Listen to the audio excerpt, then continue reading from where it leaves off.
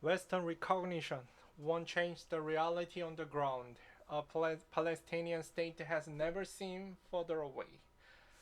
The separation will next to the Arab neighborhood of Al Jaria, near where the Israeli government says a housing unit will be built as part of the new settlement project. The quest for Palestinian independence is set to get a major boost as several diplomatic heavyweights, including the United Kingdom, France, and Canada, are expected to recognize the state of Palestine ahead of the United Nations General Assembly. Former recognition by three G7 countries, two of which are also permanent members of the United Nations Security Council, along with Australia, Portugal, Belgium, and others, will mark a symbolic milestone for the Palestinian cause. But the current situation on the ground makes it almost impossible to imagine that a two-state solution through which a sovereign Palestinian state would exist alongside Israel could become a reality. Many analysts and activists say this is the result of decades of Israeli policy aimed at sabotaging the two-state solution by building Jewish settlement on Palestinian land and undermining the Palestinian Authority called PA, which governs part of the territory. Others point a finger at the PA, which remains deeply unpopular among Palestinians and is seen by many as weak, corrupt, and lacking legitimacy. Yoshi Mikkelberg, a senior consulting fellow at the London-based think tank Chatham House and a professor of international relations, said that the Palestinian state is the furthest it has been from becoming reality since the Oslo Accord established the peace process more than 3 decades ago. And in a sense of the relations between Israel and Palestinians, it's the worst situation, probably, since 1948 when Israel declared independence, he told CNN. The government of Prime Minister Benjamin Netanyahu, the most far right in Israel's history, has become very vocal and steadfast in his rejection of the Palestinian state. Ideas previously pushed by fringe far right segment of the Israeli society have become mainstream, with ministers openly calling for the annexation of the occupied West Bank and for the expulsion of Palestinians from Gaza. Israel's far-right finance minister Bezalel Smotrich left no room for doubt earlier this year when he said that the approval of thousands of new Jewish housing units in the West Bank will permanently bury the idea of the Palestinian state because there is nothing to recognize and no one to recognize. This shift has caused alarm among proponents of the two-state solution.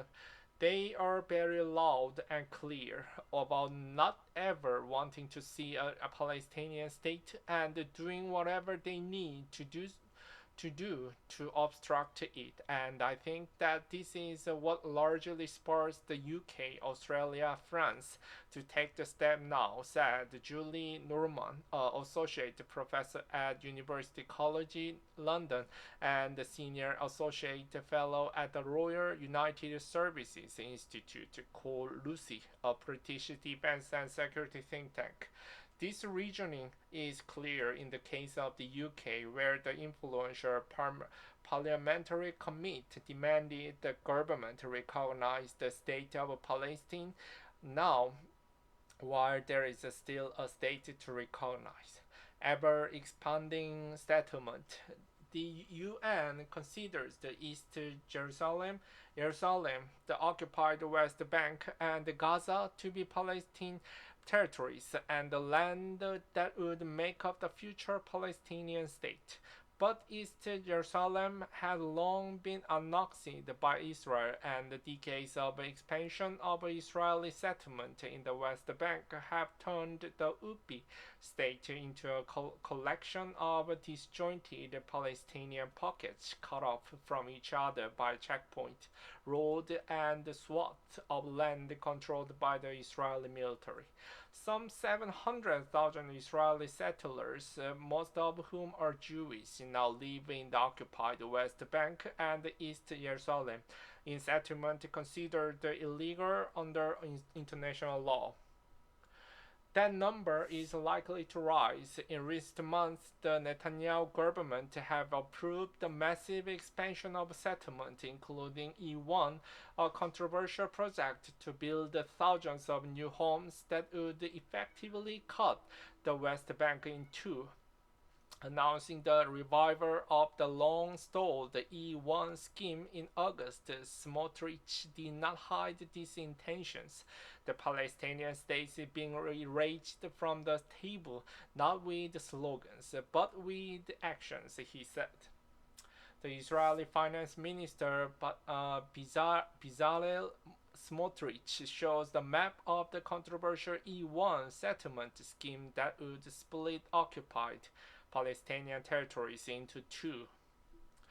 Liora Amihai, the executive director of Peace Now, an Israeli non-governmental organization that advocates for two-state solution and monitors the expansion of settlement and violence in the West Bank, told CNN the situation there has never been so dire. Our researchers on the ground are finding new outposts on a weekly basis. Roads are being erected and created illegally on a regular basis. The annexation is already happening, he said. So settler violence that leads to the expulsion of a Palestinian community, violence against women, children, elderly men is happening on the record scale, on a regular basis, and without any accountability, if not with the support of Israeli law enforcement authorities like the military and the police. According to the UN, some 1,000 Palestinians have been killed in the occupied West Bank since the Hamas-led attacks on Israel on October 7, 2023. Gaza, meanwhile, have been reduced largely to rubble by nearly 2 years of relentless bombardment and ground operations launched by Israel following the attacks. 1 in 10 people living in Gaza have been killed or injured in the war, according to a former chief of the Israeli military, totaling more than 200,000. Many international experts, including the International Association of Genocide Scholars, two leading Israeli human rights organizations, and the independent United Nations inquiry, have concluded that Israel has committed genocide against the Palestinians in Gaza. Security question. Both Israel and its closest and most powerful ally, the United States, have criticized the plans by the UK and others to recognize the Palestinian state. But the US and Israel are becoming increasingly isolated. The countries set to recognize the Palestinian statehood will be joining more than 140 nations who already do so, and while the recognition was previously limited to mostly non-Western countries, this has changed in the past few years, with more European and Caribbean nations taking the step. Several Israeli officials, including Netanyahu, have accused them of rewarding terrorism, an accusation repeated by the U.S. State Department. Elliot Abrahams, who has served in 3 Republican administrations, including during Trump's first term, said that he believed the country's decisions to recognize the Palestinian statehood are motivated by domestic political pressures. This does absolutely nothing to benefit one single Palestinian. It is a result of domestic political pressure from the left and from Muslim groups. These are democracies, and they are reacting to the desire of voters. But it's not going to help Palestinians at all, he told CNN. Abrams, currently a senior fellow for Middle Eastern Studies at the Council on Foreign Relations, is among those who argue that the two-state solution to the Israeli-Palestinian conflict is no longer viable, partially because he said Israel cannot allow it. The critical question for Israel is, especially after October 7th, security. Israel now has the ability to go in and out of the West Bank at will against Hamas and other terrorist groups. If Palestine are the sovereign state, Israel would lose that ability. So I don't think there is a real possibility any longer for the Palestinian state, he said. But according to both Russi's Norman and Amiati of Peace Now, Israel's security is precisely the reason why the independent Palestinian state is necessary. As long as there is occupation, as long as there is Israeli control over the territories, there is always going to be some kind of the resistance to that, whether it's Hamas or another body, Norman said. This is going to be necessary for Israel's security. It's not rewarding Hamas. If the way that this is being framed is that Hamas has to disarm to allow this to go forward, she said, pointing to the New York Declaration approved by the UN General Assembly in recent days. Resolution which outlines steps towards the two-state solution and backs a Hamas-free government for Palestine, says the governance, law enforcement, and security must lie solely with the PA with appropriate international support.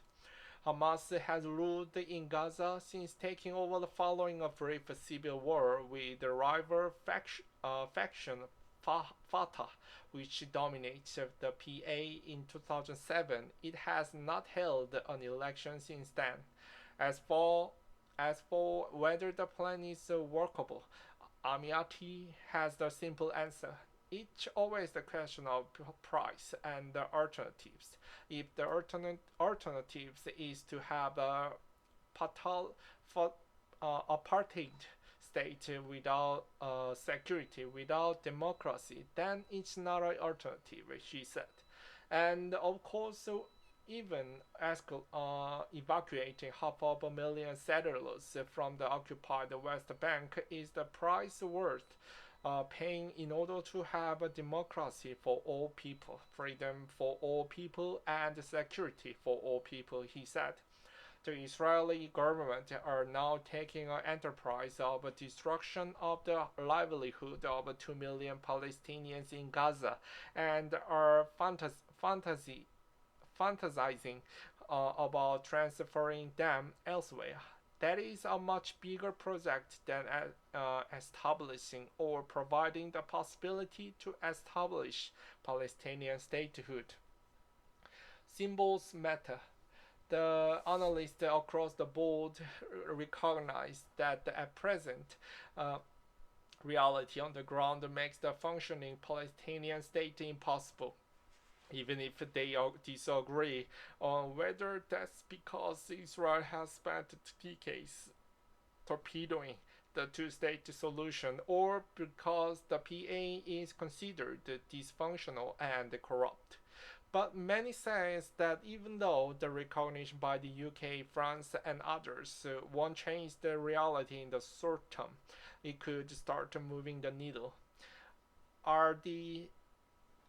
Im says, the associate professor of international law at Queen's University in Canada, former UN official in the Middle East, and author of the 2023 book, The United Nations and the Question of Palestine, said the step is not just symbolic.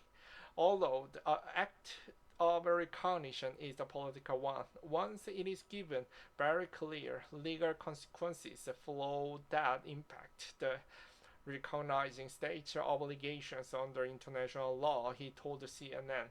Among these, he said, are the obligations to respect the territorial integrity and the political independence of the recognized states and to accept an inherent right of self-defense by the recognized state if it is subject to the unlawful use of force. These three norms are fundamental to the maintenance of international peace and security, and in Palestine, each of them is being violated by Israel, he said, pointing to the 2024 advisory opinion by the International Court of Justice, the UN's top court, that Israeli occupation of West Bank and Eastern Jerusalem is illegal. Whether these latest countries' recognition of Palestinian statehood will be followed by any meaningful action is unclear, given the many decades of failures by the international community to back up peace plans with concrete measures. The New York Declaration outlines the steps for Israel, the PA, and the international community to take, including the possibility of imposing restrictions on those who try to undermine them. Merkenberg of Chatham House said that if these materialized, it could make a real difference. European states in particular could put much more pressure on Israel through trade restrictions, as the European Union is by far Israel's largest trading partner. They could cause a lot of economic misery. For example, every time there is an announcement of a new settlement, there should come some reaction that has economic and diplomatic impact, he explained. The EU has sanctioned some violent settlers and said it would review its association agreement with Israel. Earlier this week, the EU Commission proposed imposing new sanctions against extremist ministers and violent settlers and removing some of the country's trade concessions, which would effectively mean putting new tariffs on Israel. The recognition, Mecklenburg said, also goes both ways, placing greater obligations on the Palestinian authorities.